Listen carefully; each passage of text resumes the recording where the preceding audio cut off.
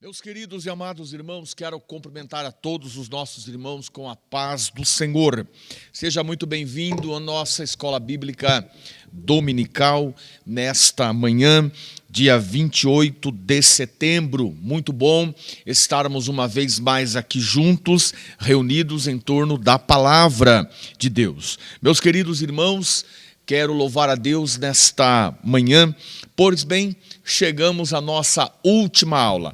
Essa revista extraordinária, como nós fomos edificados. Aprendemos, fomos renovados, aula após aula, debaixo da graça do Senhor Deus. E muito bem, chegamos hoje à nossa última aula, a lição de número 13, dia 28 de setembro de 2025. Seja muito bem-vindo a mais uma aula, a este vídeo aula. Seja muito bem recebido em nosso meio. Quero te convidar para que nós oremos ao Senhor, clamando a sua graça, a sua bondade e a sua misericórdia. Desde já, te convido para que você tenha a sua Bíblia, ou o seu tablet, o seu smartphone, mas que você tenha a sua escritura em fácil acesso, uma caneta, um bloco de notas, para que você possa também acompanhar juntamente conosco. Quero orar juntamente contigo. Feche agora os teus olhos, você que tem esta oportunidade, encurve a tua fronte, oremos ao Senhor. Bendito Deus e Pai, nós te damos graça, adoramos o teu nome pela tua bondade e pela tua misericórdia. Uma vez mais, estamos em torno da tua palavra e nesta manhã, uma vez mais, aprendendo na nossa escola bíblica dominical. Quero te louvar pela vida de cada um dos nossos irmãos que lecionaram a cada domingo. Quero te louvar pela vida deste querido irmão, este aluno do outro lado, que a tua bondade e a tua graça esteja uma vez mais com cada um, em nome do Senhor Jesus. Abra nossa mente e o nosso entendimento nesta manhã, em nome de Jesus. Amém. Muito bem, meus queridos irmãos, queridos alunos, você que está conosco e nos assiste uma vez mais, seja muito bem-vindo em nosso meio. A lição de número 13, chegamos, portanto, à nossa última aula, e como eu já disse agora há pouco, como fomos edificados. Cada aula aprendemos um pouco mais, cada aula nós somos amplamente alimentados pela boa palavra de Deus, e nesta manhã, uma vez mais, nós seremos edificados. Muito bem, a lição tem por título Assembleia de Jerusalém. Chegamos no capítulo de número 15, e haja vista que o capítulo de número 15, ele nos traz extraordinário conhecimento para a nossa vida. O texto áureo está em Atos dos Apóstolos, capítulo de número 15, no versículo 28, o texto áureo diz assim: na verdade pareceu bem ao Espírito Santo e a nós não vos impor mais encargo algum, senão estas coisas necessárias. Atos capítulo 15, versículo de número 28. Temos também a verdade prática, você pode ler na tua revista, também se encontra na tua tela, você pode acompanhar conosco. A verdade prática, ela diz assim: em sua essência, a igreja é tanto um organismo quanto uma organização, e como tal, necessita seguir as recomendações e as regras para funcionar plenamente. Então, a igreja de Cristo, ela é um organismo e ao mesmo tempo também uma organização. E como tal, ela deve seguir regras, conceitos básicos para o seu funcionamento pleno. Te convido para a nossa leitura bíblica em classe.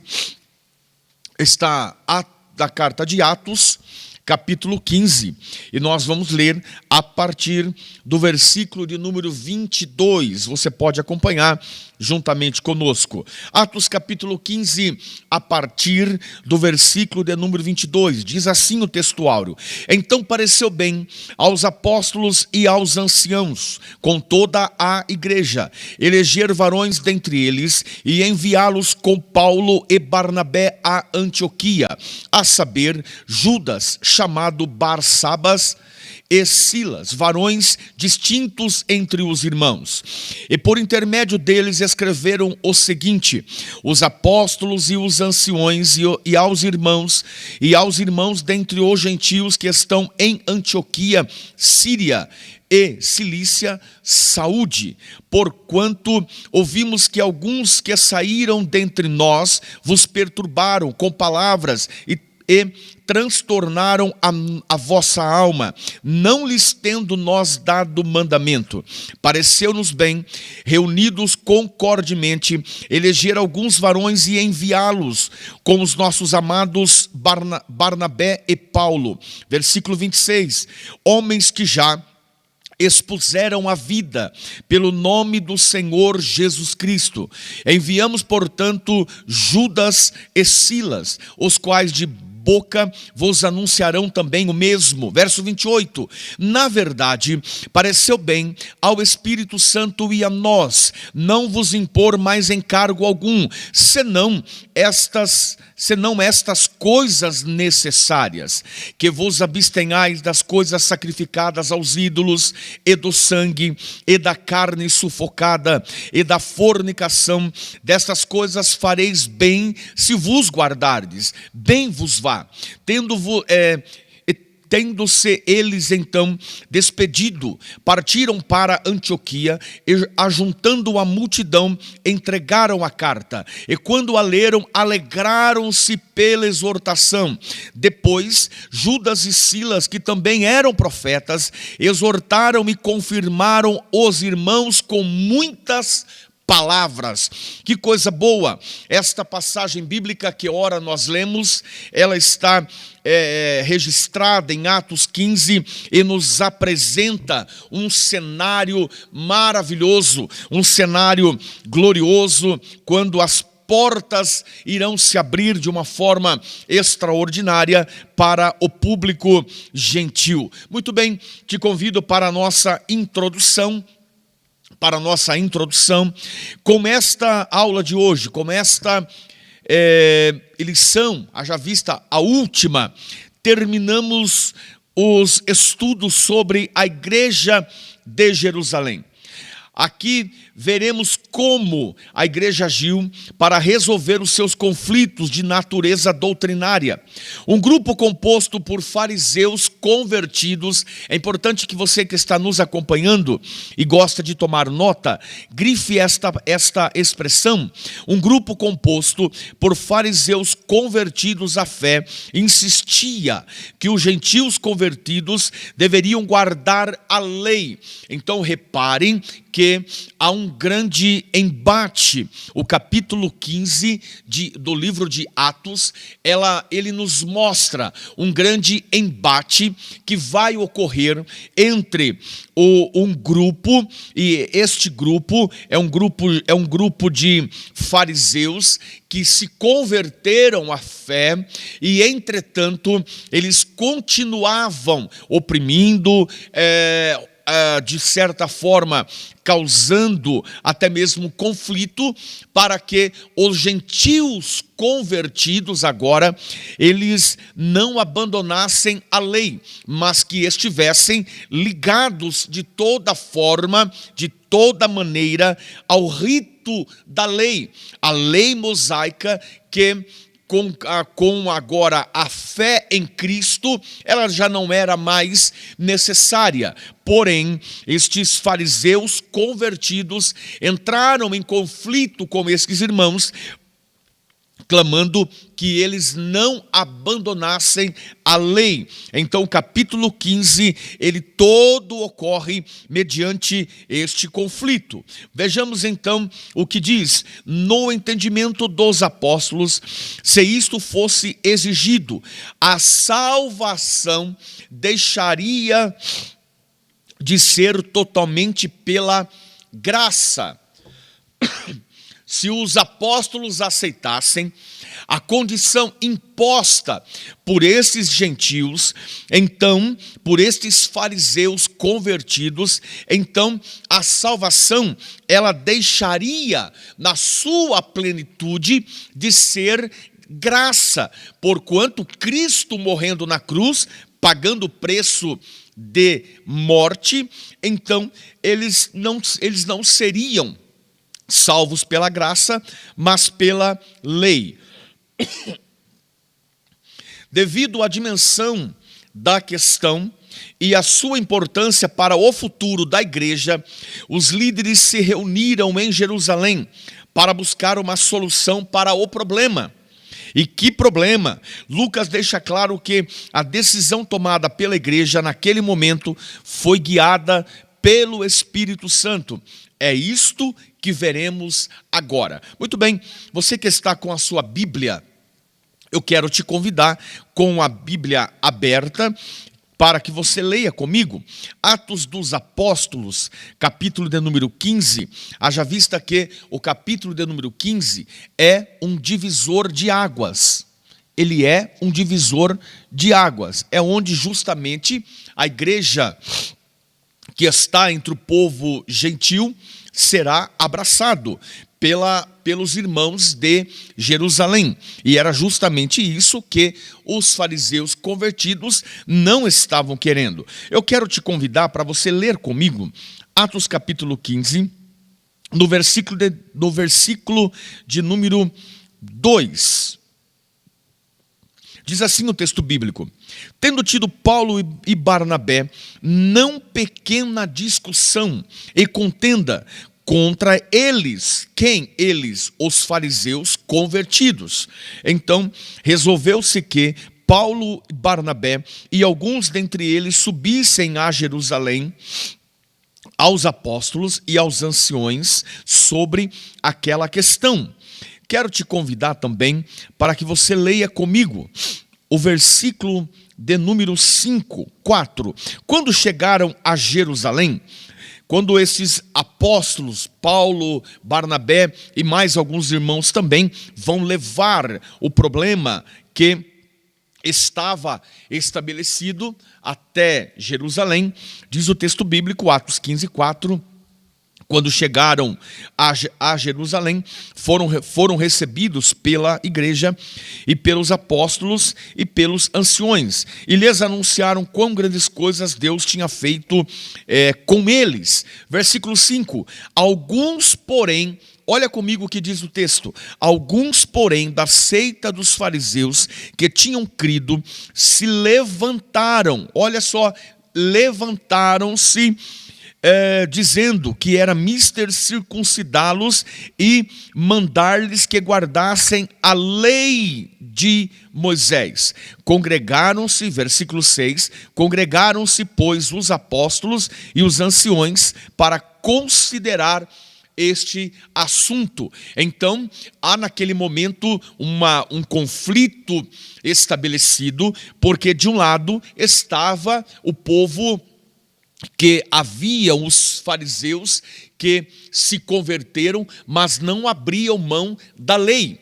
Eles acreditavam que para ser salvo deveria guardar a lei, os ritos mosaicos. Porém, entretanto, Paulo, Barnabé e mais alguns que os acompanhavam nestas viagens missionárias estão alegando: não há necessidade. Cristo ele é suficiente. Nós não precisamos retornar às práticas judaizantes, mas nós precisamos crer em Cristo. E neste conflito, os apóstolos então levaram este conflito para Jerusalém, para que a igreja central, a igreja sede em Jerusalém, estabelecesse métodos para conter aquele conflito e daquele conflito, então, as decisões fossem adotadas, né? Muito bem. Este é o cenário. Eu te convido para que você adentre comigo o tópico de número 1, a questão doutrinária. Só lembrando que a palavra-chave desta aula, eu gosto muito deste ponto, a palavra-chave desta aula chama-se assembleia, ou também reunião. Subtópico 1, o relatório missionário. Você pode acompanhar e estar tomando nota aí. Subtópico 1, o relatório missionário. A questão doutrinária que se tornou objeto de discussão no Concílio de Jerusalém, abordada, como nós já lemos um pouquinho, no capítulo 15 de Atos dos Apóstolos, teve por início na igreja de Antioquia. Então, este conflito estabelecido agora, ele teve origem nesta linda igreja, forte igreja, que estava em Antioquia.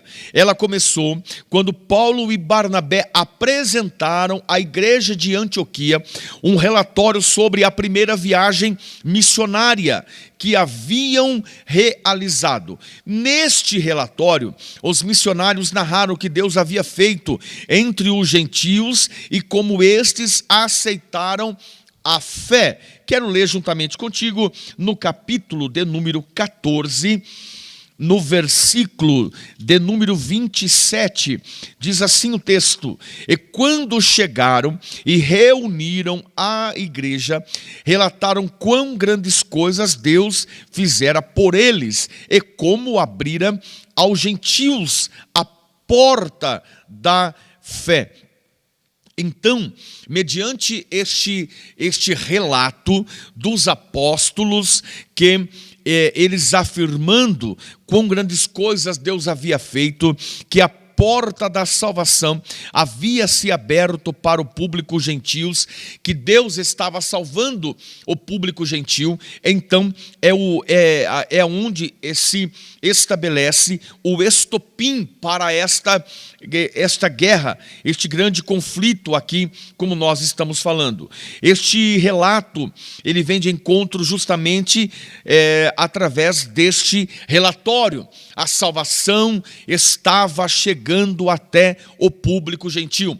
O testemunho de fé era: Deus está salvando o público gentil. E então o relatório deixa implícito que a salvação dos gentios ocorreu inteiramente pela graça. Não havia mais a necessidade de guardar a lei, de manter a lei mosaica guardada, mas que era inteiramente pela graça de Deus, sem que nenhuma exigência da lei, como a circuncisão, fosse imposta a eles. Então, quando Paulo afirma que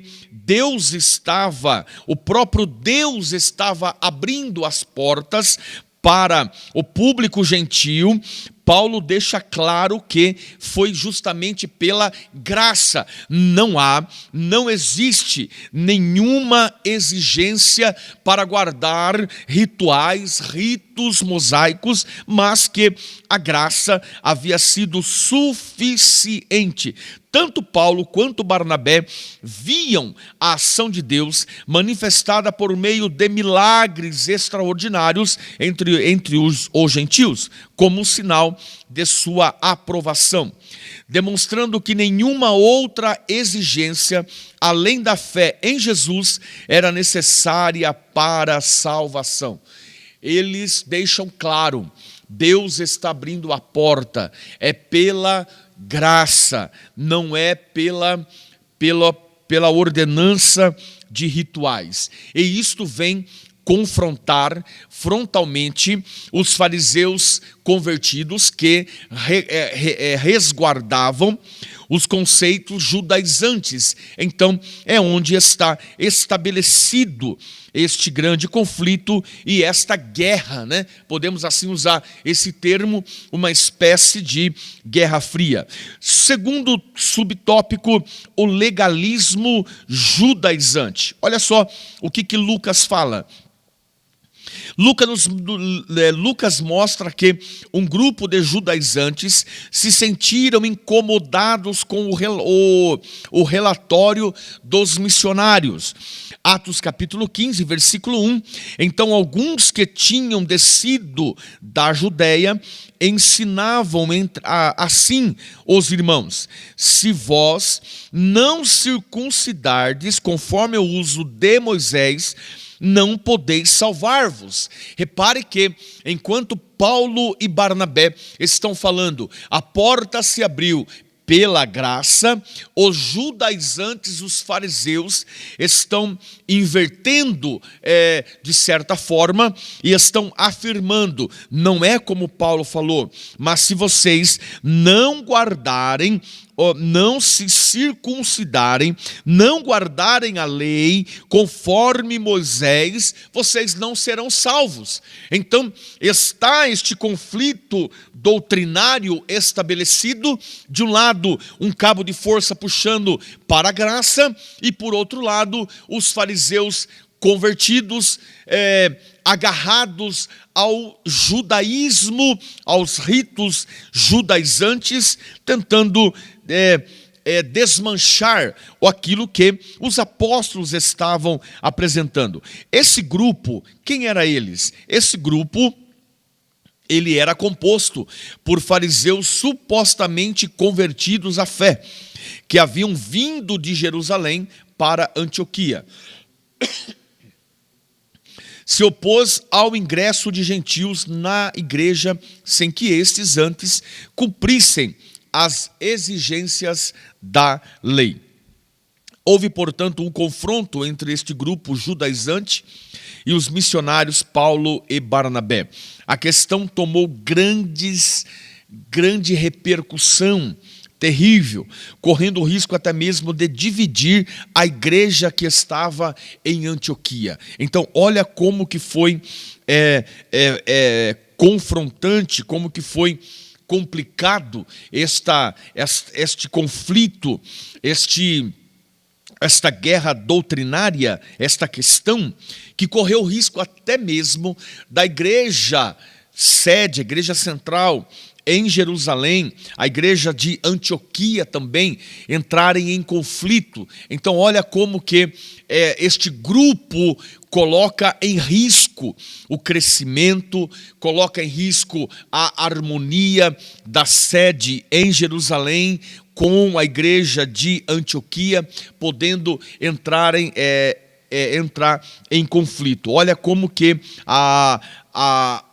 o que é apresentado é algo tão arriscado que inicia-se um grande confronto. É interessante que, deixa eu te apresentar, John Stott, ele cita que mediante este cenário, mediante este confronto, algumas reuniões são feitas. A primeira é somente mediante o relato de Paulo e Barnabé. Está no versículo de número 4 e também no versículo de número 5. A segunda reunião, ela é somente entre os apóstolos, anciões que estavam com Barnabé e também com Paulo. A terceira, ela é aberta a todo o público para participarem desta assembleia, desta reunião, para definir as ações futuras da igreja. Te convido para o segundo tópico, que tem por título o debate doutrinário. Uma questão crucial. Muito bem, diz assim: a questão gentílica chegou a Jerusalém para ser apresentada, tratada, né? Contudo, judaizantes que ali se encontravam, deixaram claro que a igreja deveria circuncidar os gentios convertidos e ordenar que eles guardassem a lei de Moisés. Então, eles vão para esta reunião, eles estão a caminho, eles estão no meio deste debate, desta assembleia, e a tese defendida por estes fariseus convertidos é incisivo. Dizem eles, esses irmãos, alguns porém da seita dos fariseus, que tinham crido, se levantaram alegando que era mister circuncidá-los e mandar-lhes que guardassem a lei de Moisés. Eles estão alegando que sem a lei mosaica não haveria salvação.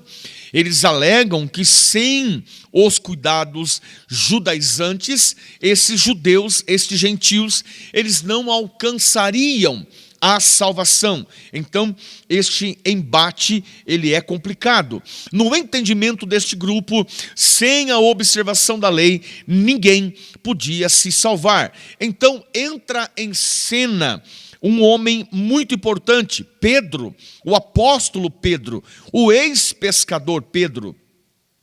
Você pode acompanhar comigo no versículo de número 7, Atos 15, 7, quero ler. E havendo grande contenda, grande debate, aquela assembleia foi tomada por um grande debate. Havendo grande contenda, levantou-se Pedro e disse-lhes: varões, irmãos, bem sabeis que já há muito tempo, por Deus, há muito tempo, Deus me elegeu dentre vós, para que os gentios ouvissem na minha boca a palavra do evangelho e crescem.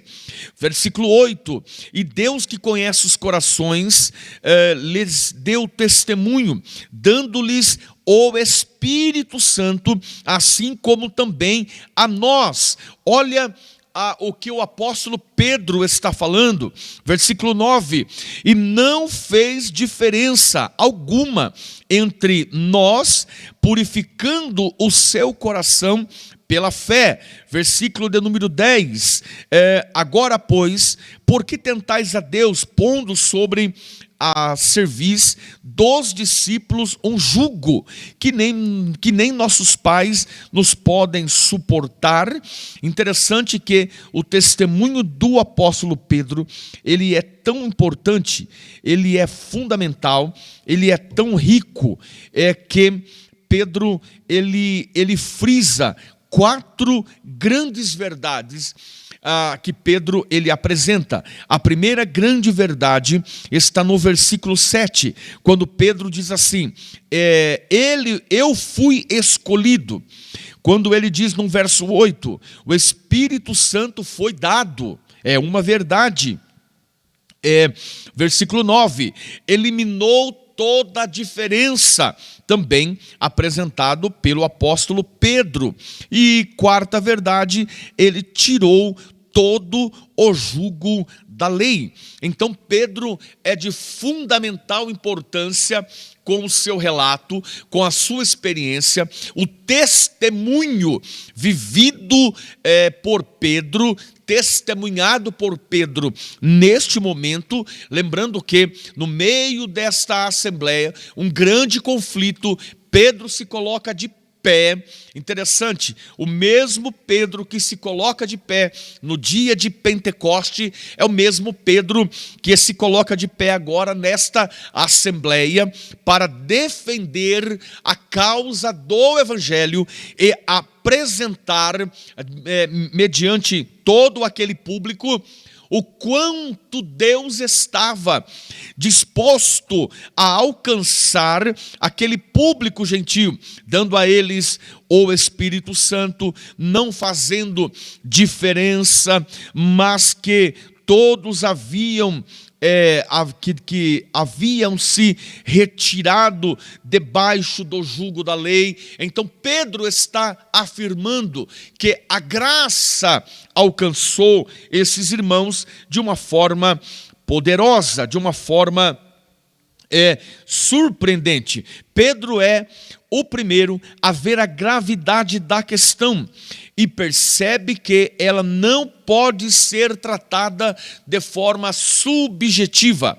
A questão deveria ser então tratada com a objetividade que o caso exigia e a experiência da salvação dos gentios em Cesareia, ocorrida anos antes, deveria servir de parâmetro. Interessante que o que Pedro apresenta na sua fala, Pedro apresenta o que Pedro vivenciou e nós estudamos algumas aulas atrás referente ao centurião Cornélio e mediante aquele momento que toda a sua casa foi visitada, tomada pelo Espírito Santo e eles falaram em línguas. Então é isto que Pedro estava apresentando.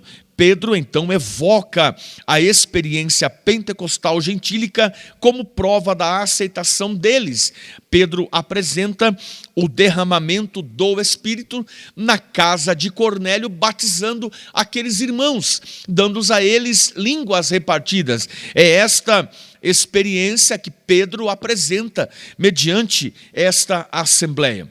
Subtópico de número 2, a experiência do Pentecoste na fé dos gentios. Olha só, olha o que diz o texto: o derramamento do Espírito Santo sobre os gentios, anos antes, em Cesareia, na casa de Cornélio, conforme está escrito em Atos capítulo 10, havia sido uma experiência objetiva, física e observável por todos aqueles que estavam ali naquele momento. Temos alguns versículos aqui, por exemplo, como apoio, Atos capítulo 10, versículo 44 ao 46 e Atos 2, verso 4. Pedro espera que seu argumento seja aceito da mesma forma que for aceito anos antes pelos judeus que haviam questionado a salvação dos gentios de Cesareia. Convém lembrar que este mesmo argumento de Pedro já havia sido usado pelo apóstolo Paulo por ocasião de seu debate com os crentes da Galácia. Te convido para o subtópico seguinte. Que coisa linda, né? Pedro apresenta uma experiência pessoal. Que interessante. Quando você lê o texto, você percebe, nota, que o próprio Pedro não estava disposto, ele não estava querendo atender aqueles irmãos, mas por uma intervenção divina, Deus fala com ele, Deus mostra animais que eles tinham como imundo, e a ordem era coma, mata, coma. Pedro falou, não, Senhor, de forma alguma, porque são animais imundos. E Deus fala com ele, como você chama imundo o que eu já purifiquei? Ou seja, Deus estava naquele momento já lapidando, já dando na mente de Pedro que Deus havia purificado o povo gentio, e eles receberiam então o Espírito Santo conforme isto aconteceu. Subtópico 3, a fundação profética da fé gentílica. Enquanto Pedro recorreu à experiência do Pentecoste como sinal de validação da fé gentílica, por outro lado, Tiago, o pastor de Jerusalém, o irmão do Senhor Jesus, recorre a quê? As profecias, para fundamentar sua defesa da aceitação dos gentios na igreja. Para ele, a inclusão dos gentios na igreja já havia sido anunciada pelos profetas. E o pastor Tiago, ele endossa a fala de Pedro, anunciando então que os profetas já haviam também falado sobre esta interação, essa salvação que seria dada também ao público gentio. Muito bem, a aceitação dos gentios na igreja não era uma inovação sem respaldo nas Escrituras. Pelo contrário, Deus já havia mostrado aos antigos profetas que os gentios também fariam parte do seu povo. Esse era um favor divino, fruto de sua graça, e que nada mais precisava ser acrescentado. Olha que coisa boa. Pedro apresenta uma experiência vivida na casa de Cornélio. Qual era ela? O derramamento do Espírito em todos da casa do gentio Cornélio. Porém, enquanto isso, o pastor de Jerusalém, o meio-irmão de Cristo, o pastor Tiago, ele se levanta e diz: olha, não somente pelo testemunho do apóstolo Pedro, que vivenciou na prática esta experiência, mas também as Escrituras, os profetas também falaram sobre isto, que depois disto voltarei e reedificarei o tabernáculo de Davi, que está caído, levantá-lo-ei das suas ruínas e tornarei a edificá-lo. Atos 15, 16. Então, Tiago recorre às Escrituras e Pedro recorre a uma experiência ímpar na casa de Cornélio. Porém, vamos para o último tópico, o último capítulo, capítulo 3.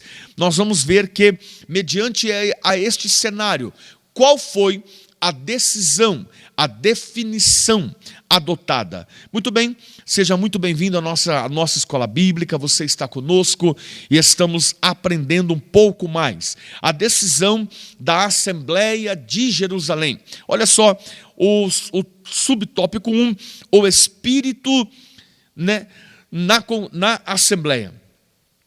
É digno de nota, é digno de observação o papel atribuído ao Espírito Santo na tomada de decisões da igreja.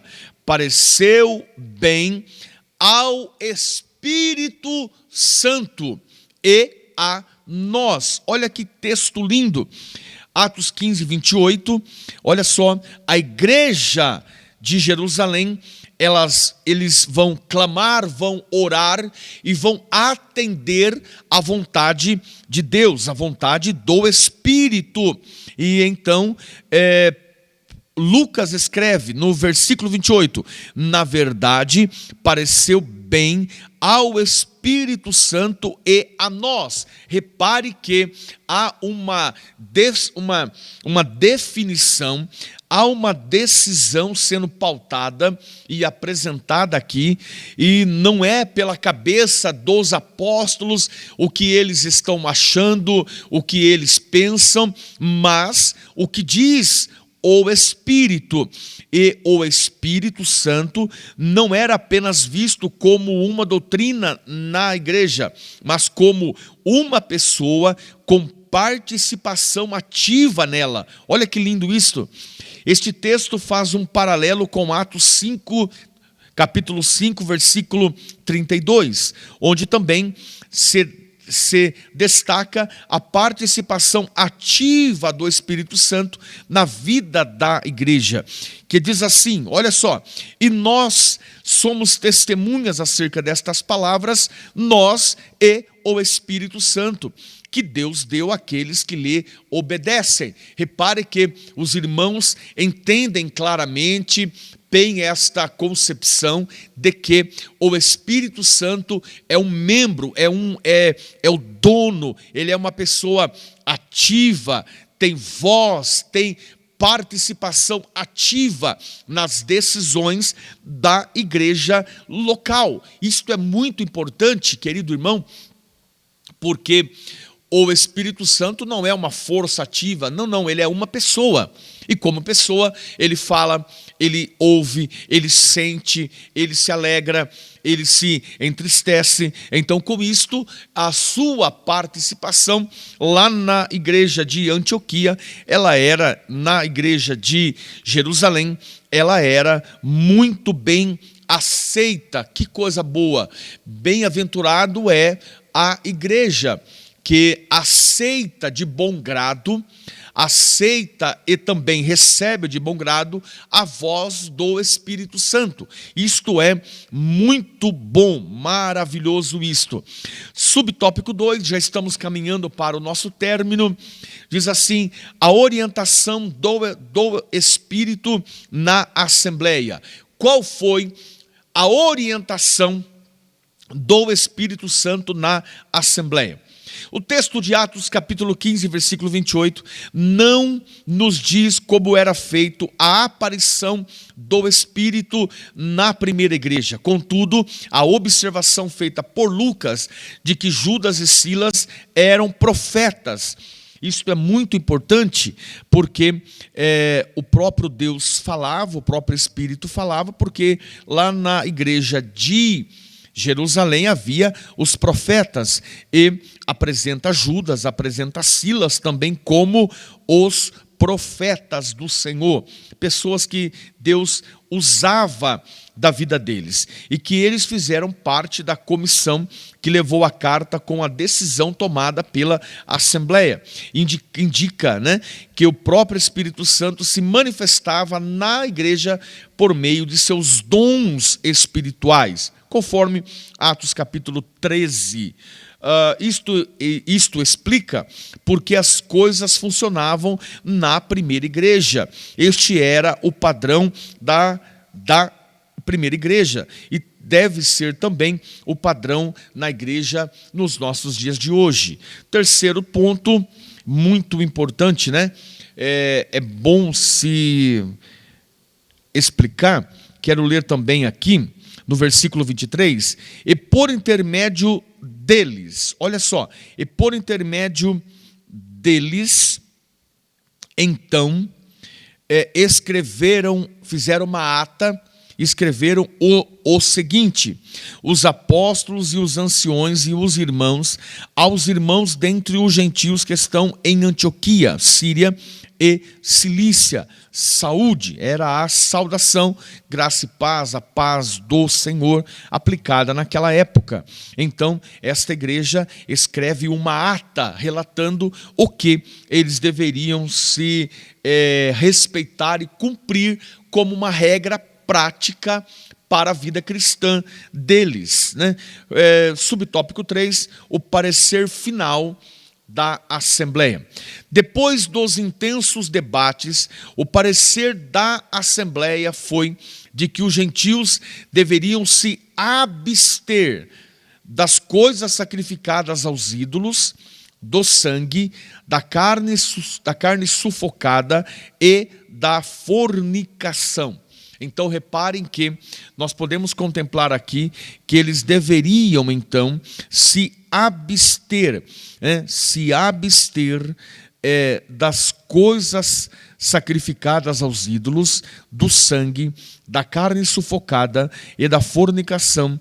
Dessas coisas farei bem se vos guardardes, vós bem irás. Então, fica óbvio aqui que a igreja ela busca resolver a questão mantendo-se rigorosamente fiel à doutrina da salvação pela graça, isto é, sem os elementos do legalismo judaico, mas evitando os extremos de rejeitar os irmãos judeus que também compartilhavam da mesma fé. O legalismo deveria ser rejeitado, os crentes judeus não. Quero te convidar para você tomar nota disso, é muito importante.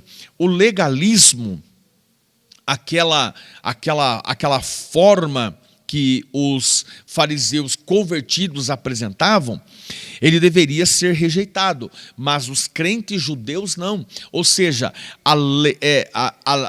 o legalismo imposto como uma forma hipócrita por aqueles judeus, por aqueles fariseus convertidos, deveriam ser rejeitados. Porém, os crentes judeus não ser rejeitados. Assim ficou demonstrado que os gentios eram salvos pela graça, mas deveriam impor alguns limites à sua liberdade cristã, a fim de que o convívio com seus irmãos judeus não fosse conflituoso. Olha só, então eles deveriam cumprir como regra, como conduta, e sai isto como uma forma de ata apresentada, que eles deveriam se abster do pecado de fornicação, prostituição, do pecado de idolatria, do pecado, então, seguindo essas duas linhas, eles deveriam se abster. Muito bem, chegamos ao término da nossa aula. É uma aula hoje bem interessante, um pouquinho mais curta, mas bem interessante, e quero ler juntamente contigo a conclusão. Olha que texto lindo. A igreja sempre será desafiada a enfrentar as dificuldades que surgem em seu meio. No capítulo 6 de Atos, vimos como ela resolveu um conflito de natureza social provocada por reclamações de crentes helenistas, que eram hebreus de fala grega. Aqui, o problema foi de natureza doutrinária. Observem que não foi o único embate no capítulo 15. No capítulo 6, já haviam tido também um grande embate mediante a questão de servir à mesa. Já havia sido o primeiro embate. Agora, em Atos capítulo 15, este segundo embate. E aqui o problema foi doutrinário. Uma questão melindrosa que requeria muita habilidade por parte da liderança para ser resolvida. Graças ao parecer de uma liderança sábia e orientada pelo Espírito Santo, a igreja tomou a decisão certa. A unidade da igreja foi preservada e Deus foi glorificado. Que coisa boa! O conflito existiu, o conflito ele foi estabelecido e pelo que nós lemos em Atos capítulo 15, o conflito foi forte, pesado, com a intervenção de Pedro, do pastor Tiago, com a intervenção forte de Paulo, de Barnabé, de Silas, né? Então, nós podemos ver que, mediante esta ameaça que o povo gentio estava sofrendo, porque eles não mais deveriam guardar a lei, não haveria nenhuma necessidade, mas então eles deveriam se santificar, abstendo-se de alguns apontamentos, como nós já falamos aqui: carne sufocada, idolatria, pecado de ordem sexual. E então, assim cumprindo, a igreja gentílica, o povo gentil, foi abraçado. Que coisa boa, porque no mesmo capítulo 15 nós podemos contemplar que os apóstolos, com a ata, a carta na mão, eles vão novamente aos irmãos gentios e vão falando: vocês não precisam guardar leis, não precisam guardar rituais. Um sábio, um grande teólogo, diz que o capítulo 15 do livro de Atos, ele é o divisor de águas de todo o livro de Atos, porque ali está estabelecido que a porta aos gentios seria aberta e que a oportunidade aos gentios estavam sendo então estabelecidas. Meu querido amigo, meu querido irmão, querido aluno da nossa escola bíblica, chegamos ao fim. Esta revista extraordinária, a Igreja em Jerusalém, ela nos enriqueceu de uma forma ampla, de uma forma gloriosa. Eu acredito que você também tenha sido amplamente edificado. Pastor, eu perdi alguma aula, algumas aulas aqui. Não tem problema. Entra no nosso canal, você pode assistir as vídeos, aulas gravadas por excelentes irmãos, professores que lecionaram cada um as suas aulas respectivas, e você pode, uma vez mais, participar. A minha gratidão, quero louvar a Deus nesta oportunidade pela vida do nosso pastor, pela confiança de fazer parte deste tão grande grupo seleto de obreiros que lecionam na nossa escola bíblica. A minha gratidão ao nosso coordenador geral da nossa EBD, nosso irmão Osiel Marzola. Deus abençoe também, Deus abençoe a todos os nossos irmãos. A minha gratidão, que neste dia a presença do Senhor seja notória sobre a tua vida. Tenha um domingo debaixo da graça de Deus. Quero orar juntamente contigo, agradecendo a Deus por esta oportunidade. Bendito Deus e eterno Pai, Deus poderoso, Deus santo, Deus eterno, eu quero te louvar, eu quero te agradecer por esta oportunidade dada a nós neste dia, de uma vez mais estarmos lecionando na nossa escola bíblica, aprendendo na nossa escola bíblica. Continue conosco, que a tua graça permaneça sobre nós, fica conosco. Nós oramos, ó Pai, pedindo a tua bênção sobre a vida de cada irmão, cada aluno, cada professor que lecionaram esta matéria tão importante. Fica conosco e dai-nos da tua graça, no nome de Jesus. Amém. Deus abençoe, fique na paz do Senhor.